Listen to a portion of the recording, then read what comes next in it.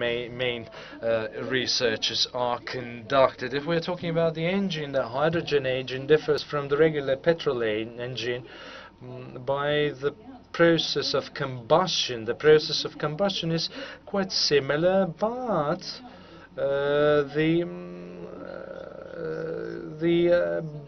structure is a bit different because the hydrogen burns and gives the temperature of 3,500 Celsius, and the petrol engine gives 2,000 Celsius temperature. So the materials are different for both engines, and we need to have engines suitable for the hydrogen. We can't create a petrol engine and use hydrogen on it or water on it. In various exhibitions, and scientists have explained, I've asked them, you know, I have a petrol car, and I'll buy the hydrogen tank. I'll become the very alternative. Will be eligible for subsidies, and I will be green then. And they say, yes, you will most probably be green for some time while the car will handle such a combination of fuels or something else. But the main driver for anything to develop or for anything to be introduced is the economic viability again. It is safe to turn the hydrogen into energy by indirect combustion process instead of direct combustion process, and we use the fuel cells for that. So we have the hydrogen gas or the hydrogen molecule.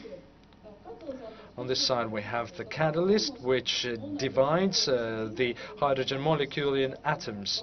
And atoms consist of protons and electrons, and protons are the electricity. In the middle we need to have a membrane which allows the protons to move. It is dielectric, so the electrons cannot move through, and the protons can turn the engine wheels, and it meets with the proton with the air, and the emission is water.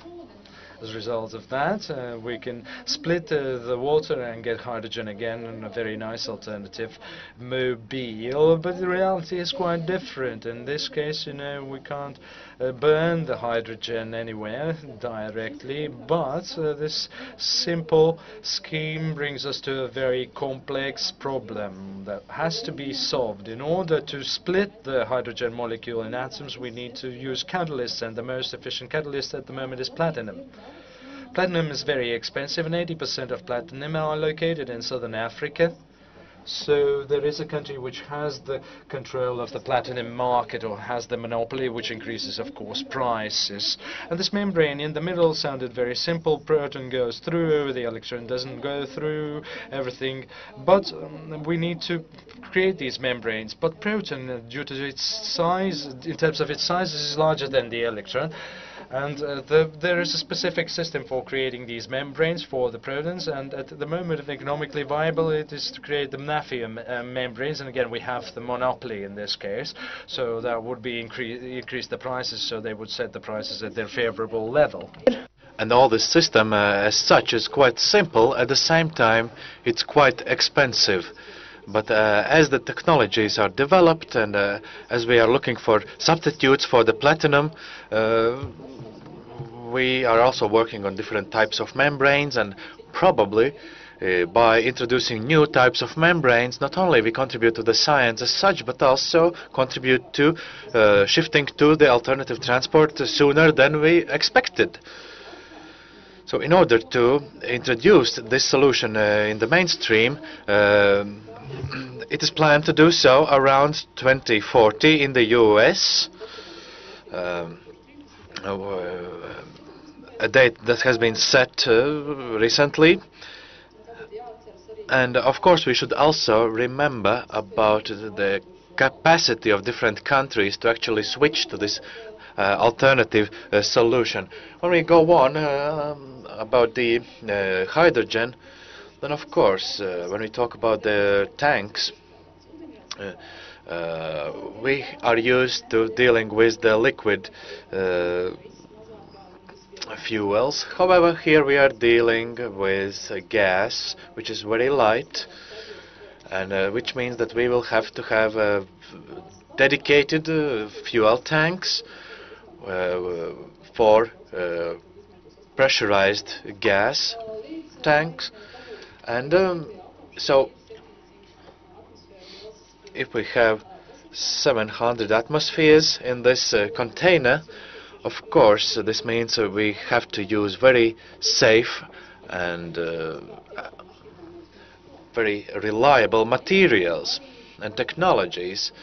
Of course, we may also liquidify this gas, which means the use of -250 degrees, which renders this process very expensive, and we should also maintain this temperature in the tank. However, of course, here we can see that at this state, the gas takes up much smaller space.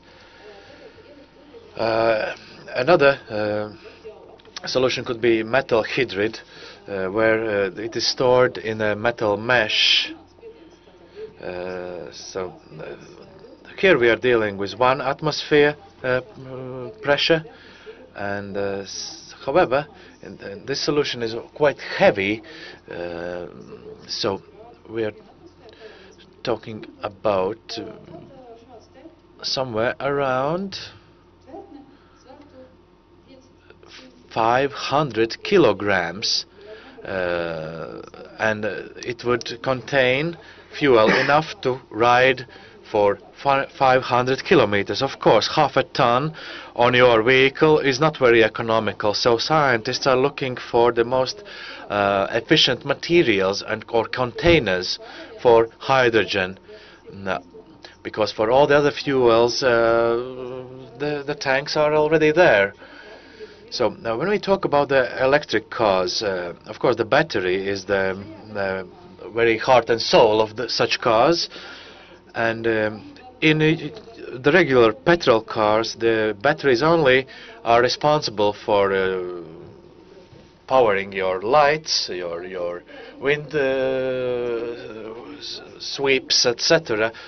However, here we are talking about batteries that run the actual car, which means that we should develop new types of batteries, and there is much work ahead of us, so that we are able also to recharge the battery for many times on daily basis, actually, because also this charging time is quite problematic at the time.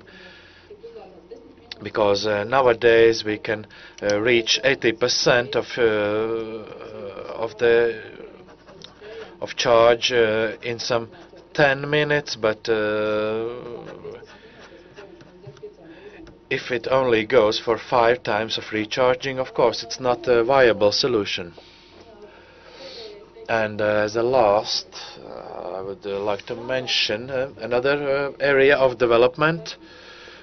Here we are talking about the engine itself. We may talk about recuperation systems, about using the braking inertia. And if we compare the efficiency of electric car with petrol